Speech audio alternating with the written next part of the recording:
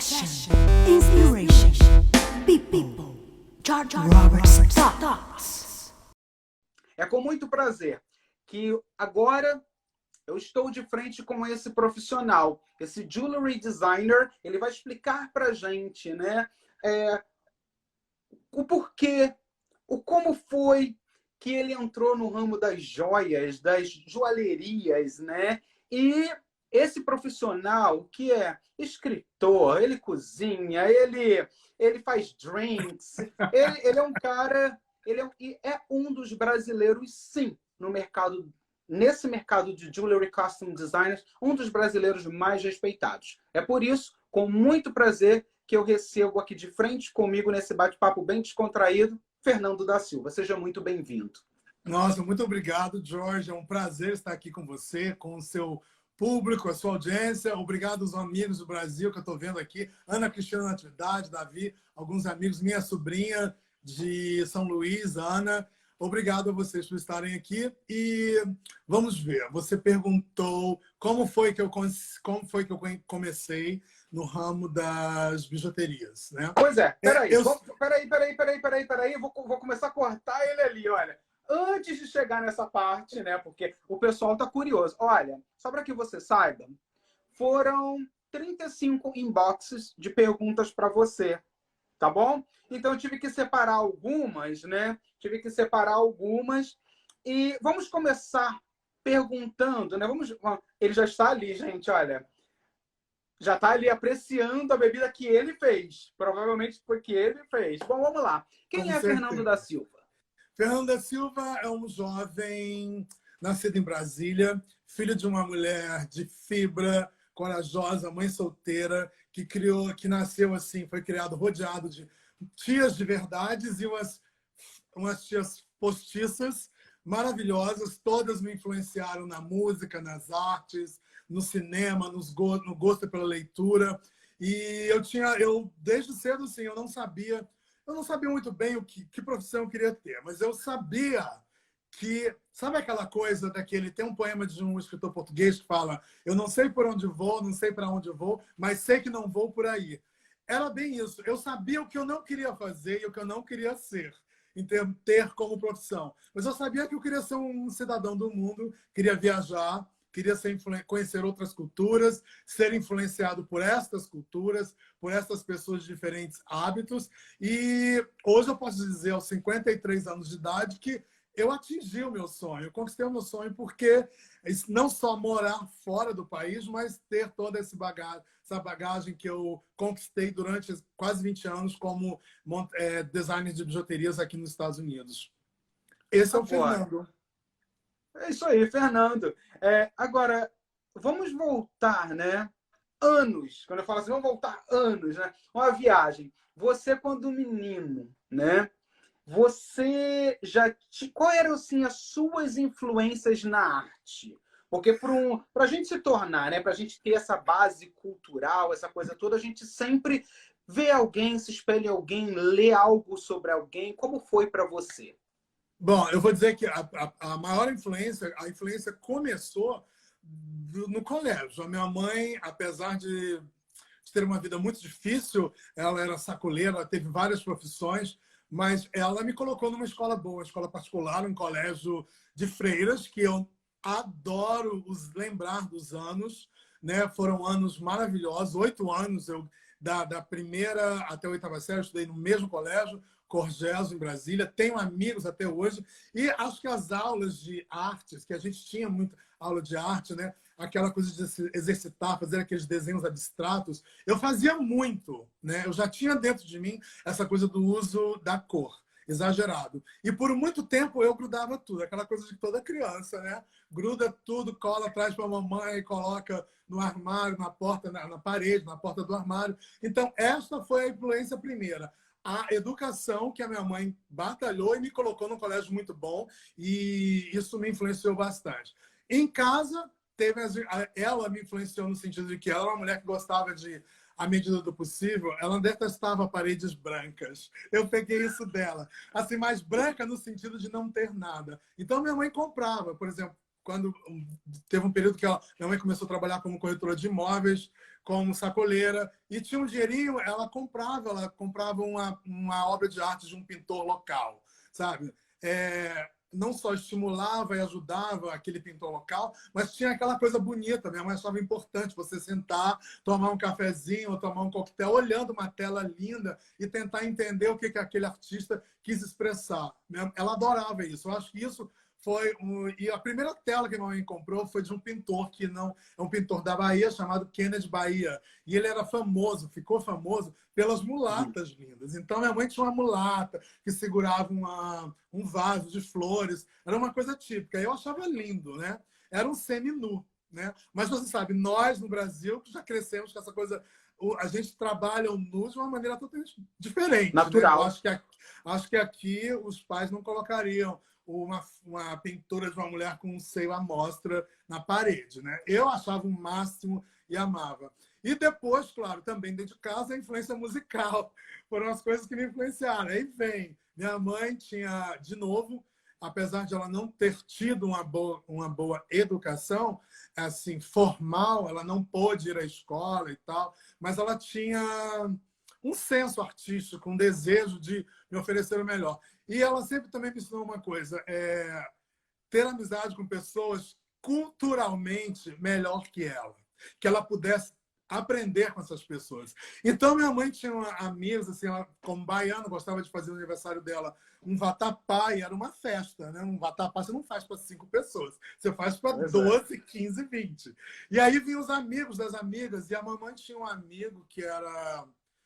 Acho que ele era diplomata. E ele deu para ela o disco da Maria Bethânia, Recital na Boate Barroco. Esse disco tocava lá em casa, assim, o tempo todo. Então, assim, o disco de Bethânia e depois Gal, Índia, foram as minhas 2 bíblias culturais. E o único disco de cantor americano que na minha casa tinha era Nat King Cole. Minha mãe adorava, mas era uma casa essencialmente de cultura brasileira. Então, eu cresci ouvindo muito Clara. Aí vem Clara Nunes, aquele disco Alvorecer, que me influenciou muito. E quando diz assim, influenciar, por quê? Porque Bethânia recitava poemas. Eu descobri Clarice Lispector no disco, no outro disco de 73, eu acho que o Recital na Boate Barroco era de 69, mas, claro, minha mãe ganhou na década de 70, 71.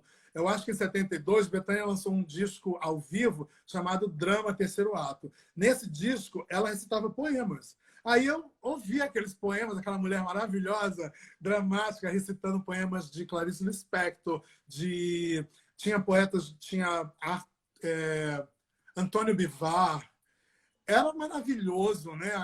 Eu absorver e descobrir, isso é um poeta português, isso é uma escritora brasileira. Então, assim, essas foram as primeiras influências na minha vida. E depois Gal, com Índia, Gal veio se tornar... As 2 são as minhas grandes cantoras da minha vida. Mas Gal, com toda a estética dela, cada disco um disco diferente, uma capa diferente, uma fotografia com um fotógrafo diferente, isso tudo foi me influenciando, né? E uma outra tia adorava Roberto Carlos. E assim, eu lembro de que na década de 70... tinha uma rádio, acho que era a Rádio Nacional, AM, era AM. Tinha um programa do Roberto Carlos. Não era FM. Tinha um programa do Roberto Carlos todos os domingos. Essa minha tia tinha vida no interior da Bahia também, que minha mãe trouxe ela, e ela amava Roberto. Então ela ouvia com o radinho, ela acordava tipo 5h45 para não perder o programa do Roberto. Então tinha Roberto cantando aos domingos, a gente acordava, que era impossível dormir, com todas aquelas músicas da Jovem Guarda e toda aquela estética também do Iê, Iê, Iê, Vanderlé, porque também tinha, né, coisas cantadas por Erasmo, por Vanderlé durante o programa. E essa minha tia também me influenciou bastante pelo amor, através do amor que ela tinha à obra de Roberto. As tias são muito importantes na minha vida.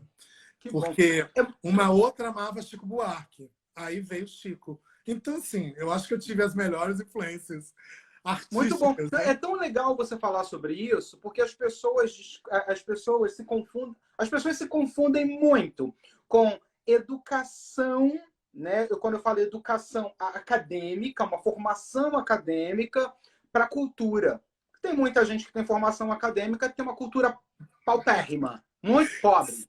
Né? Porque Essa que é a verdade. Então, assim, Sim. as pessoas se confundem com isso. Você deu o que você deu como exemplo, né? Poxa, minha mãe não teve assim uma educação pela falta de oportunidade, de formação acadêmica, mas ela foi uma mulher muito culturalizada. Ela foi uma mulher que ela gostava de cultura e aquilo ela via na cultura uma forma de passar para você uma expressão de liberdade, porque na verdade sim, é isso.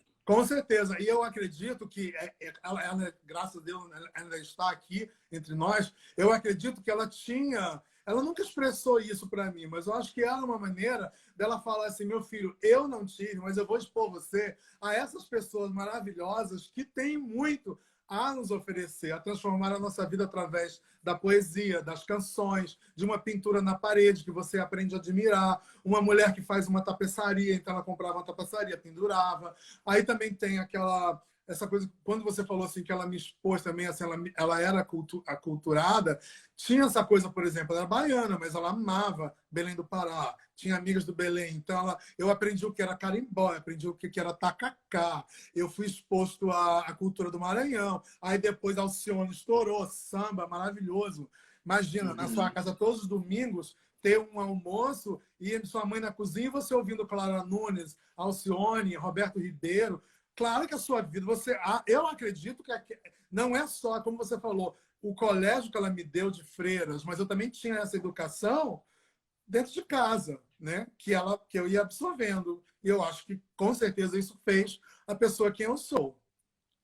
Muito bom, sensacional. Muito bom falar sobre isso, para que as pessoas conheçam, né, que Fernando da Silva tem aí um histórico, e é um histórico admirável, para falar, é admirável. Isso é muito Obrigado, bom, Jorge. Obrigado. muito bom. Fico lisonjeado de você falar isso, porque você é uma pessoa também que tem uma história de vida muito rica. Então, eu acho que, de uma Obrigado. certa maneira, nós temos várias coisas em comuns, né?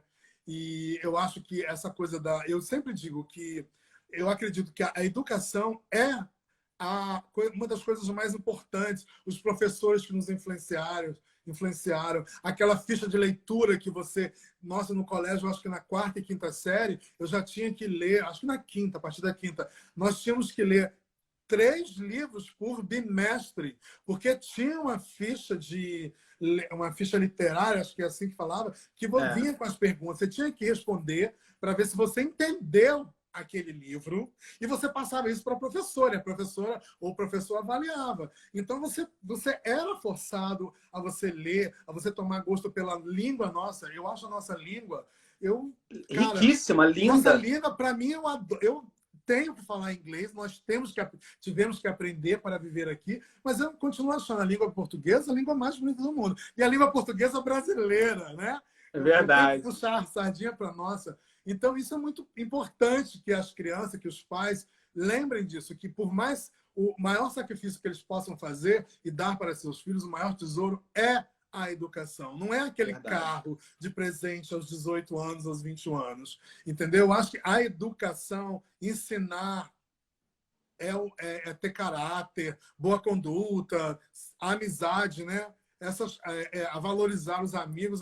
Isso é um tesouro que a gente leva para a vida, e nos ajuda a ser quem a gente é.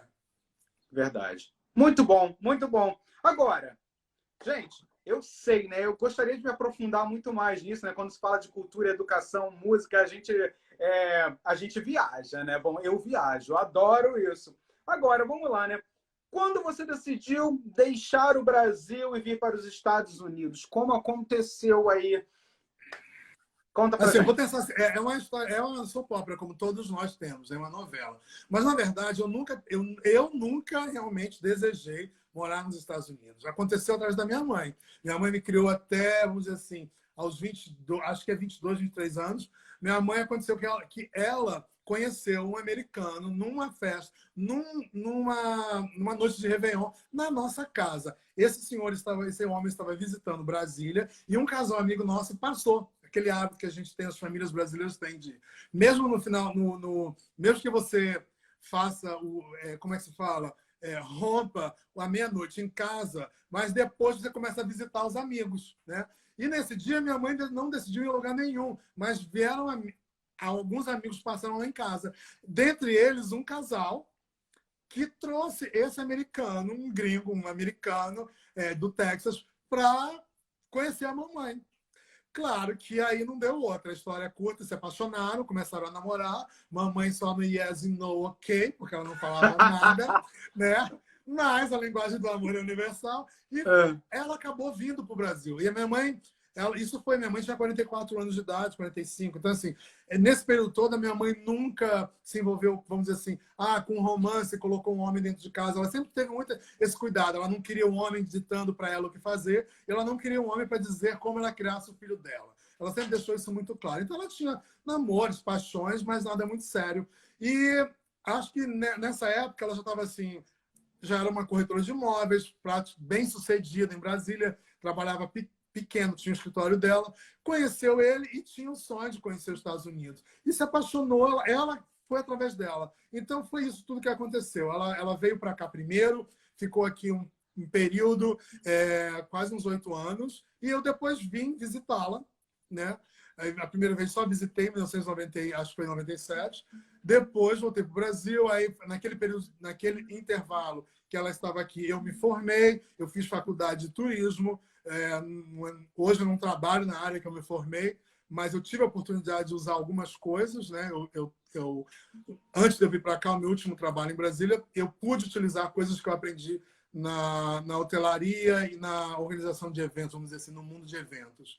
Mas o sonho era assim, a minha mãe me criou o tempo todo, estava perto de mim, então ela estava com aquela saudade e queria, filho único, que eu viesse para cá. E, infelizmente, ela acabou divorciando. E aí foi quando ela resolveu, eu vou voltar, quero ficar morando nos Estados Unidos, agora é a hora de você vir comigo. E aí eu vim com ela. Minha mãe morava em Houston, mas eu não tinha muita certeza na época se eu queria morar. Na verdade, assim, eu tinha certeza, eu não queria aquelas não queria morar no Brasil. Filhos. Eu não queria morar no Texas, assim, porque era limitado em algumas coisas. Tinha, claro, que eu passei por aquele momento do deslumbramento, Estados Unidos, Texas, Houston, downtown, Houston, prédios lindos. Ai, que lindo, espelhos, prédios espelhados, arquitetura linda, tudo maravilhoso, mas a nossa relação era uma coisa complicada. Mas entendeu? Aí você já não pensava mais em Brasil, não é isso? Não pensei porque, assim, aí voltando, nesse período que eu fiquei no Brasil, minha mãe veio para cá logo depois do governo Collor, que o Collor entrou.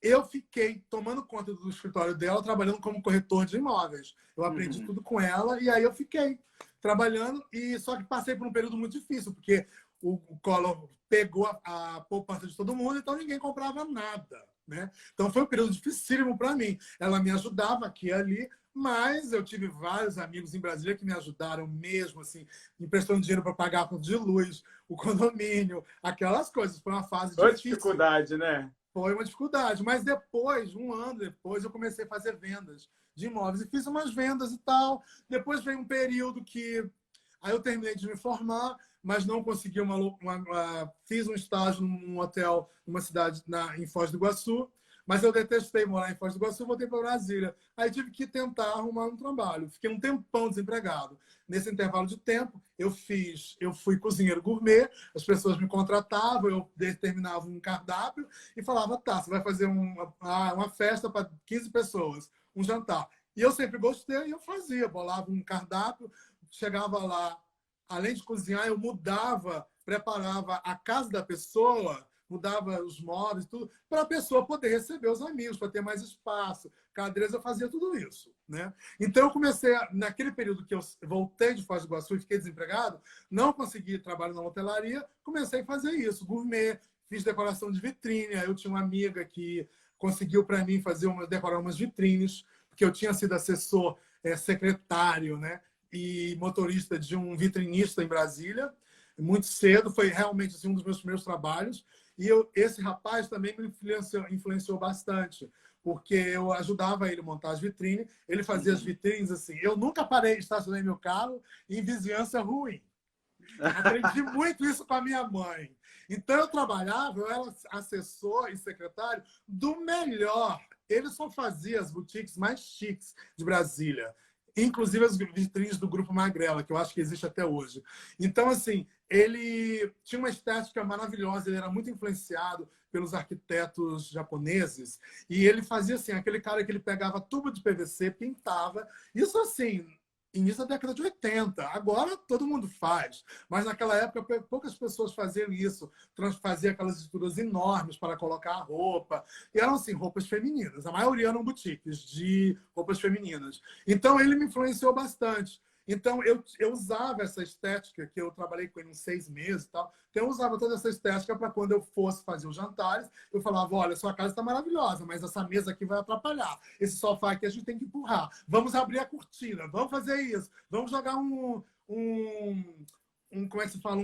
Um vaso de flores. Então, a pessoa me contratava e tinha todo um pacote que ia comigo. Isso foram bicos que eu fazia enquanto o quê? Estava desempregado. Mamãe nos Estados Unidos, eu tinha que pagar o condomínio, a luz, comer, então eu tive que me virar. Até o acarajé eu vendi na rua em Brasília, assim, na Feira Cigana, uma feira que tinha... Brasília é muito mística, a gente não tinha essas feiras. E eu fui, assim, na maior cara de pau, assim, o homem vendendo acarajé. Eu fui e vendi, fui muito bem sucedido, consegui clientes para as festas. Então, assim, eu sempre me virava. E aí, depois de um período enorme que eu estava na dificuldade, no perrengue, eu consegui um trabalho como assessor de relações públicas do Centro de Comunicação Social nas Forças Armadas. E através desse trabalho foi que tudo realmente mudou para mim. Porque aí eu trabalhava full time, era assim, emprego integral, mas era maravilhoso, porque vamos dizer assim, eu nunca pensei em trabalhar com os militares. Eu fui reservista, né? Assim, eu fui dispensado, né? Pela Marinha. Então, assim, eu não tinha convívio nenhum com aquele ambiente masculino, militar. Mas eu trabalhava na assessoria de comunicação, que tinha muitos civis. E eu trabalhava ajudando na organização dos eventos civis. Então, tinha tudo a ver comigo. Formei em turismo, não é hotelaria, mas é eventos. Então, eu usei tudo que eu aprendi na faculdade para ajudar a organizar os eventos civis, porque nos órgãos militares tem muita entrega de medalha, tem muita coisa, né? Muito evento civil, né, que eles fazem. E isso foi o que me ajudou. E nesse período também eu introduzi o Ministério em Brasília, era um Ministério das Forças Armadas, na Esplanada dos Ministérios, e o lobby, a entrada, tinha um saguão enorme que ficava desocupado. Tinha 2 agências de banco, que é muito comum em Brasília. As agências do banco geralmente fazem um pagamento dos funcionários e é uma comodidade para os funcionários daquele ministério utilizar. E o resto era um saguão. Aí eu propus, por que não a gente tornar esse espaço um espaço cultural? Como assim? Vamos convidar artistas locais vamos inventar uma pauta e divulgar isso e achar pessoas que fazem artesanato local para expor aqui. A gente faz tudo. Tinha uma verba, o Ministério acho que queria fazer uma política de... Era aqueles anos que queria melhorar a imagem, né? Vamos dizer assim também, e trazer a população da cidade para aquele ambiente. Então, eu consegui, eu fui um dos auxiliares, né? Apesar da ideia ter vindo partido de mim, mas eu não fui só eu quem montou. Tinha todo um grupo de amigos, tenho amigas que é minha amiga até hoje, que nós trabalhamos juntos. E aí eu comecei a fazer isso. Eu era a pessoa responsável a selecionar os artistas, assim, junto com a minha chefe, que tinha uma tenente da aeronáutica. Tinha vários chefes, né? Porque tem um monte, a galera é militar. Mas o general, que era responsável pela assessoria de comunicação social, ele era muito aberto para essas coisas, né? E eu não precisei esconder quem eu era. Então, assim, eu fazia meus eventos, eu decorava, a gente selecionava um escultor, vamos trazer esse escultor, vamos trazer essa senhora que pinta santos com arte, tipo imitando o barroco, pintura barroca.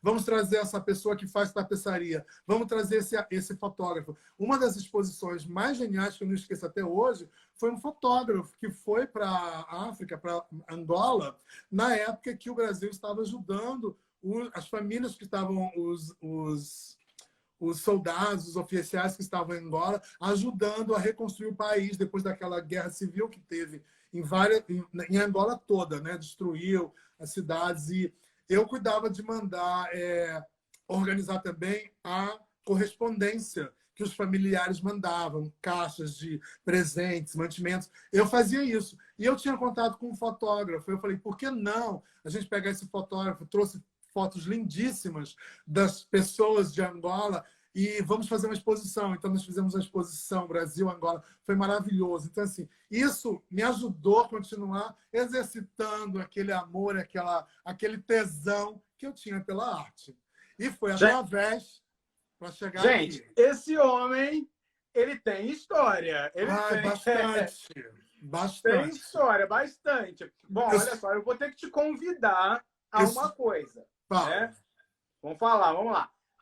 Essa viagem do Brasil para cá, porque o nosso tempo tá ali. Ó. Bom, é assim, mas a viagem também, o Brasil, os Estados Unidos só aconteceu por causa do meu trabalho nas Forças Armadas, porque eu tinha um trabalho de assessoria, eu tinha status, e eu consegui o famoso visto. Vamos ser sincero e honesto, eu consegui o visto porque minha mãe estava aqui, eu era filho único, mas ela teve que aplicar, e aí, ó, demora um tempão. Então, eu consegui vir, morar com ela, e foi aí que eu resolvi ficar, porque ela já tinha pedido, ela e meu, como se fala, enteado, né, padrasto, foram meus patrocinadores, então eu fiquei aqui nos Estados Unidos. Só que aí, na época, ela tinha divorciado. E aí, por um desentendimento, coisas de família, mãe e filho, eu quis ir embora para Nova York.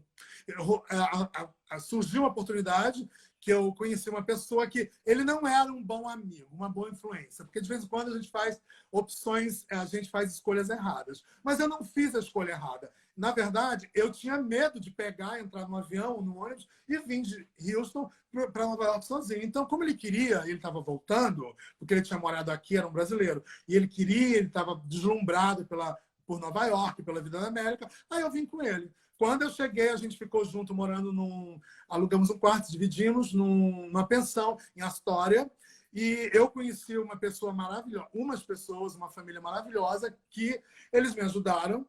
Eu fiquei sem lugar de morar, teve vários problemas, que a gente sempre passa. Mas esse amigo, que é meu amigo até hoje, que você conhece, o Bruno Cardoso, e a família dele me acolheu nos meus momentos difíceis, que eu não tinha aonde morar. E aí eu morei na casa da família dele. Depois de um tempo eu passei a ser o roommate dele. E depois de trabalhar em construção, e fazer um monte de coisa, trabalhar como garçom de catering em Nova York, eu consegui trabalhar num restaurante. Aí comecei a trabalhar como runner. Era um restaurante, uma churrascaria brasileira, e eu não era garçom, meu inglês não era bom para abrir mesa, vamos dizer assim. Eu estava fazendo inglês no Pensilvânia, fazia inglês no Hunter College aos sábados. Toda essa história que você deve conhecer, tá? Passei por tudo isso. Mas o meu inglês era ótimo para explicar as comidas, eu adorava cozinhar, eu sabia o nome de tudo. Os donos dos restaurantes eram coreanos, eles não sabiam. O cozinheiro era brasileiro, fazia uma muqueca, um bobó maravilhoso, mas eles não sabiam explicar o que era um bobó, uma muqueca, para os clientes. E eu sabia. Então, era aquele runner. O runner é aquele que só traz a comida. Nesse caso, eu trazia a carne e cortava, porque era uma churrascaria, né? Uhum. Então, assim, mas eu era aquela chave, né, que ajudava a explicar aos gringos o que é uma muqueca, o que é isso, o que é Hearts of Palm. Então, eu fiquei um tempo nesse trabalho.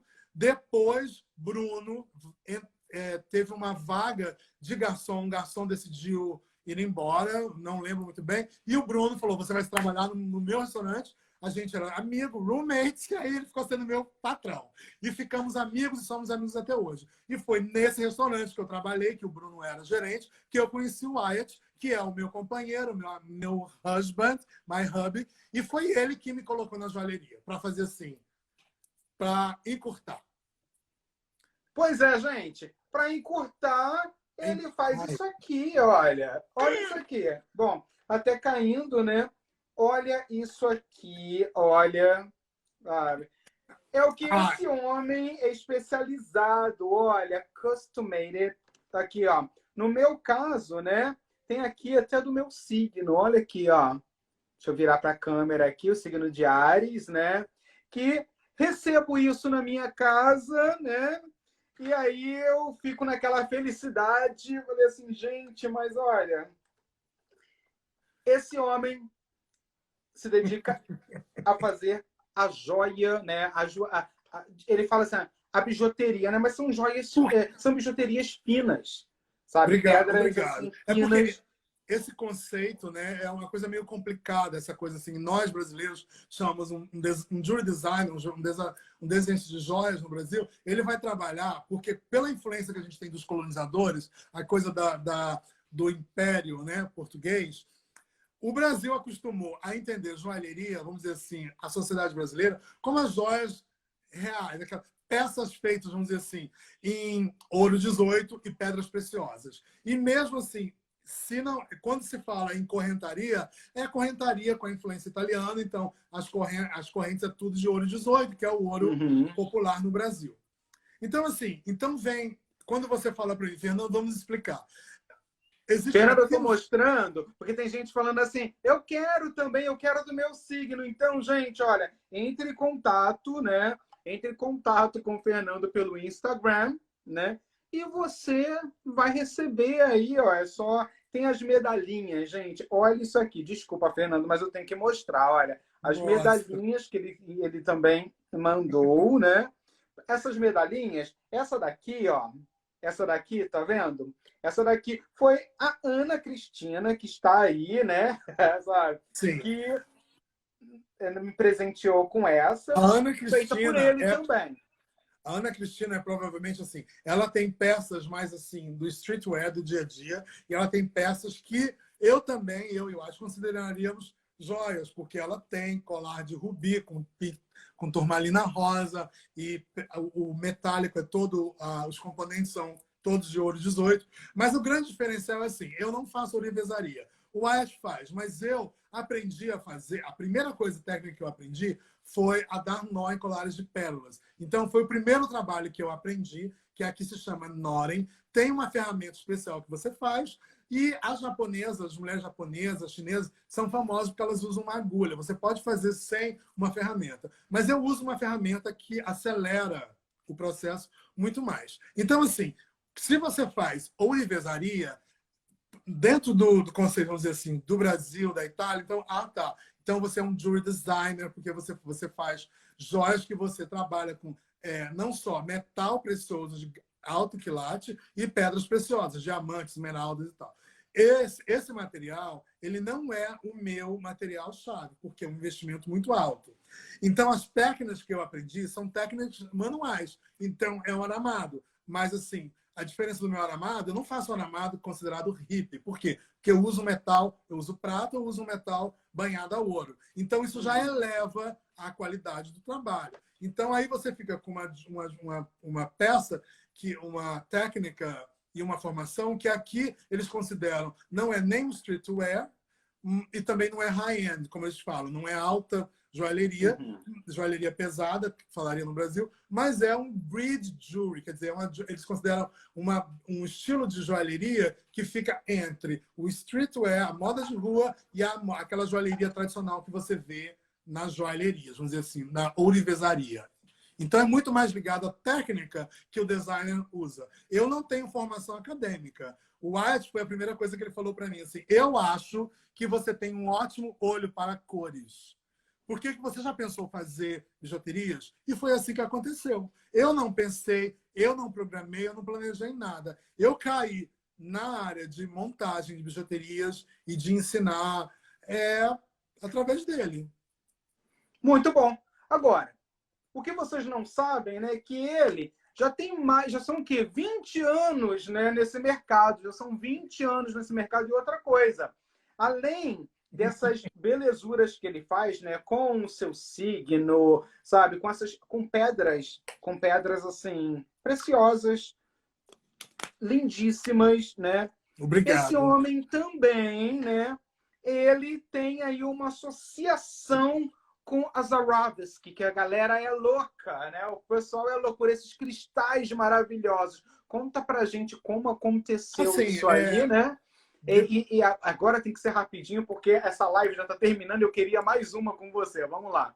Assim, é meio complicado sintetizar tanta coisa, mas assim, eu trabalhando no mercado do faça você mesmo e aliado a uma empresa que é a empresa chamada Bidlon, que é a empresa que o Wyatt, meu companheiro, trabalha. Eles fabricam os fios de montagem de bijuteria.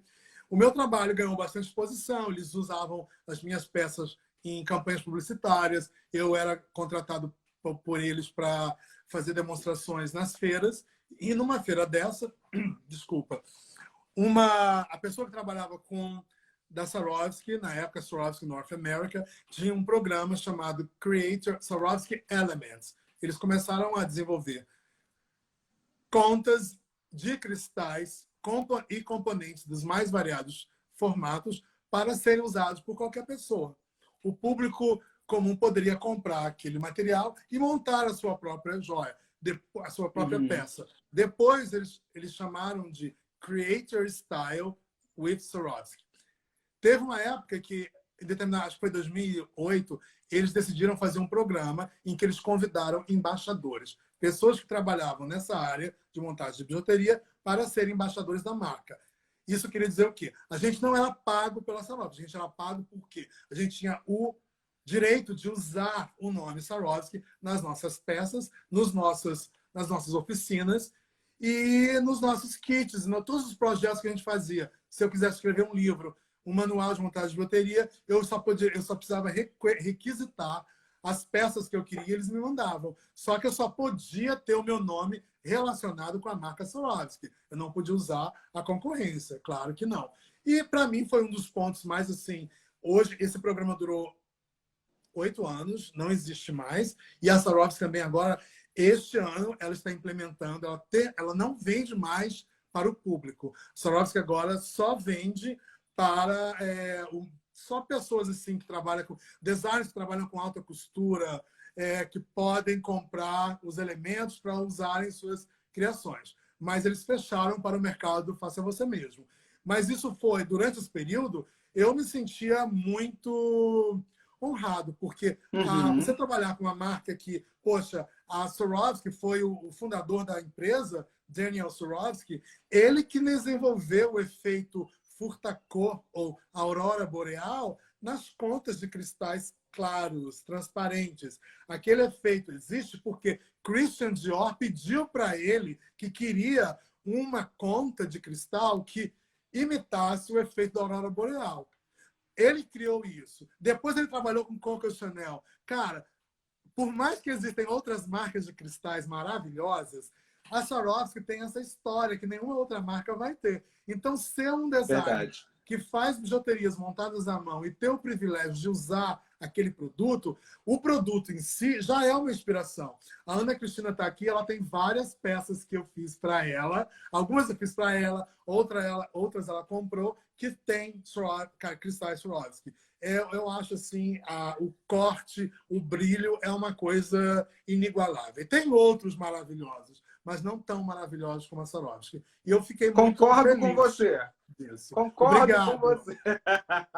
Concordo. Gente, quer saber mais sobre esse designer que é um sucesso aqui nos Estados Unidos? Quer saber mais sobre Fernando da Silva? Pois é. Vai aí no seu Instagram. Vai seguindo aí o Instagram de Fernando da Silva. Fernando, passa para o pessoal agora, né?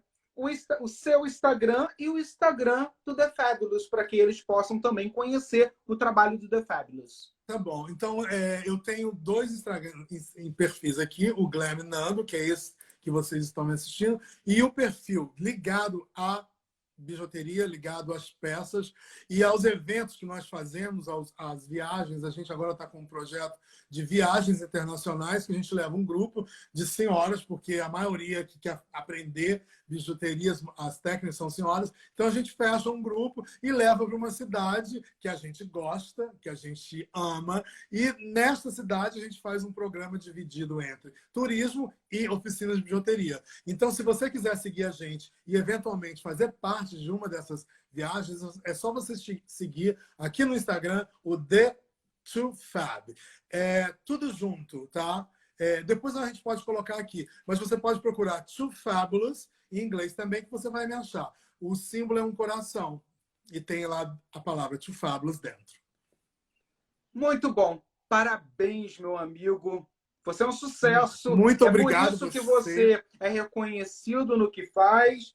E muito obrigado, né? Aqui Imagina, agradecendo. olha, muito interessante, porque eu fiz as peças para você pensando na sua personalidade, pensando naquela coisa da energia espiritual e naquelas pedras que eu sei que vão vibrar bem, não só com a sua própria energia, mas que também vão emanar energias positivas dentro do seu trabalho, que é de comunicação, né?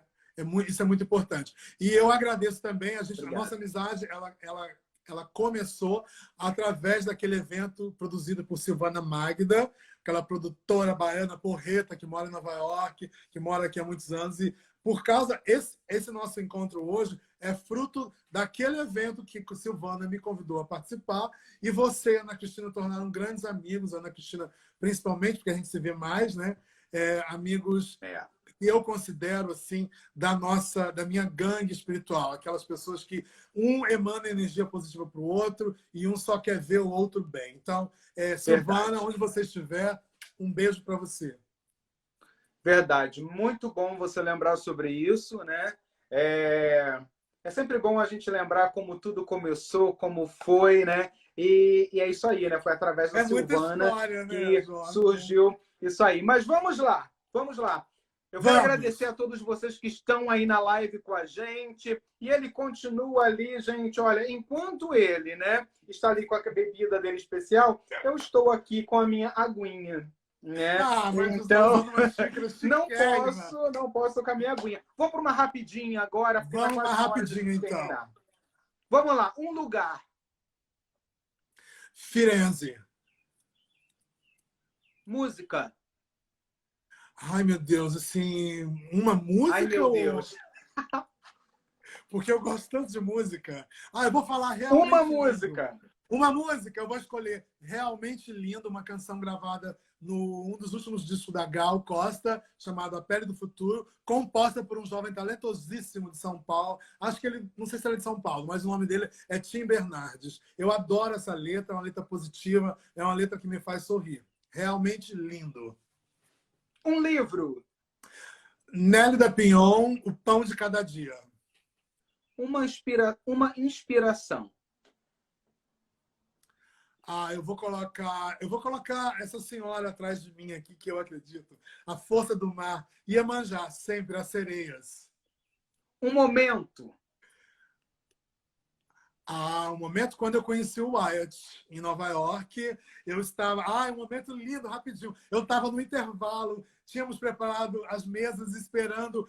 Era um sábado, e a gente estava esperando o que a gente fala assim, o horário do Broadway, Rush, que as pessoas chegam e tem que comer todas às 6 ou até 6h30, porque os shows começam às 8 ou 7, verdade, e as pessoas têm que correr. O Wyatt chegou, estava do lado de fora, aí eu olhei para ele, ele falou assim, restaurante brasileiro. Eu ia comer comida brasileira com os amigos, mas não deu certo. Olha que coincidência. Aí eu falei para ele, have you tried Brazilian food? E ele falou, não. Aí ele entrou. Então, esse momento foi um momento que mudou tudo na minha vida. Muito bom, muito bom. Uma palavra que defina Fernando da Silva. Audácia. Uma pessoa. Tem tantas pessoas. Essa é uma meio saia justa. Essa é, né? Essa é foda. Uma pessoa? Uma pessoa. Eu vou colocar minha mãe. É a pessoa... Já falei do Wyatt, minha mãe, Dona Mirandolina. Okay. Maravilhosa. Deus está comigo desde muito cedo. Deus, eu acredito, com essa energia que me protegeu, que me protege desde quando eu ia nas minhas primeiras baladas, que eu pedia proteção, aí nas baladas, naqueles inferninhos, como todo adolescente quer conhecer em Brasília com os meus amigos, e eu pedia para ser protegido, para nada de ruim acontecer comigo, e nunca aconteceu. Então, Deus, para mim, é isso. Desde sempre esteve comigo. Querido, que o universo conspire sempre a seu favor. Eu sempre falo isso para os meus, para os meus convidados, mas é a pura verdade, né? o universo conspirar a seu favor, sim, para que você a cada dia se sinta realizado e que você continue esse cara batalhador, essa pessoa que através do trabalho que desenvolve, né, e com essa energia que você passa para as pessoas, que você continue fazendo a diferença. Nada na nossa vida valeria a pena a não fazer a diferença na vida do outro, né? Muito A deixar obrigado. essa sementinha assim da esperança do que é possível. A gente está aqui morando nos Estados Unidos, né? E a gente sabe o quão é difícil você sair do Brasil, encarar uma nova língua, uma nova cultura, um novo lugar, né? Um novo país. E aqui a gente se descobre, a gente vai se repaginando a cada dia, né? Porque aqui não é a cada ano, não, gente. A vida aqui é tão corrida que a gente vai se repaginando a cada dia. E quando a gente olha para trás, a gente se vê assim, parece que é mais adulto, mais maduro, é tudo mais, né? Do que o que a gente até mesmo pudesse imaginar. A gente acaba realizando coisas. E você realiza isso. Ai, obrigado. Você Obrigado. realiza, né? Você realiza muito bem. Você desenvolve um trabalho com excelência e é por isso que você é reconhecido por jornais, revistas, pelos colegas de trabalho e mais do que isso, é o respeito que as pessoas têm por você. Parabéns pelo seu trabalho, que é um trabalho excelente. É o que eu posso Muito te desejar. obrigado. Foi uma honra estar aqui com você. Eu quero te agradecer porque você vem há muito tempo me paquerando para ter essa entrevista. E eu até ou entrevista difícil. Verdade. Porque eu achava que, por algum motivo, eu achava que não era a hora. Assim. Então, eu quero te agradecer e eu desejo que o universo também conspire da mesma maneira, sempre que você desejou para mim, eu desejo em muitas vezes mais para você, em dobro. E quero agradecer todos os amigos que eu estou vendo aqui, Ana Cristina Natividade, meu amor, o apoio que você me dá aqui nos Estados Unidos é uma inspiração para mim. Obrigado, você é uma pessoa maravilhosa. Obrigado a todas as pessoas que estão aqui, o Davi de São Paulo, minha prima Ana Lília, minha amiga Ilana, minha amiga Elizabeth de São Paulo, minha amiga Andréa Trobilho, minha amiga de infância. Somos amigos há, eu acho que mais de 40 anos e somos amigos até hoje. Obrigado, obrigado, obrigado a todos vocês. E obrigado a você, George. Um prazer. O céu é o limite para você, hein? O céu é o limite para você. O céu é o limite para você. Você nasceu para brilhar. Obrigado, meu você querido. Vai brilhar muito obrigado. Muito vamos mais. Vamos colocar para nós.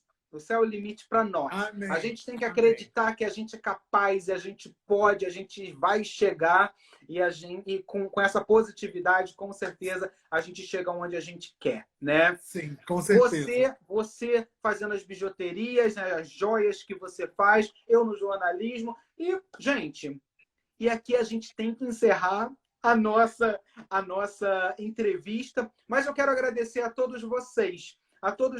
Com certeza, o nosso trabalho depende de vocês também, do apoio de vocês, né? Se não houvéssemos o apoio de pessoas que estão assim aptas ao nos escutar, né? Ao que a gente tem a falar, o nosso trabalho não poderia ser feito, né? Não poderia ser realizado, vamos colocar dessa forma, né? Que fazer algo todo mundo faz. Agora, realizar e deixar uma mensagem na vida do outro, né? Acho que são pouquíssimas pessoas, né, que hoje ainda estão conseguindo fazer isso, né? Exatamente. E, Jorge, uma coisa que eu falo sempre, assim, as pessoas esquecem disso, de que o que você falou é muito importante. A gente depende do outro, sempre. Sem o outro, a gente não existe. E a gente trabalha, por exemplo, a comunicação é parte da beleza. As coisas que eu faço dentro do universo da beleza. Agora, gente, a beleza não existe por si só. Se não tiver uma pessoa que fala, olha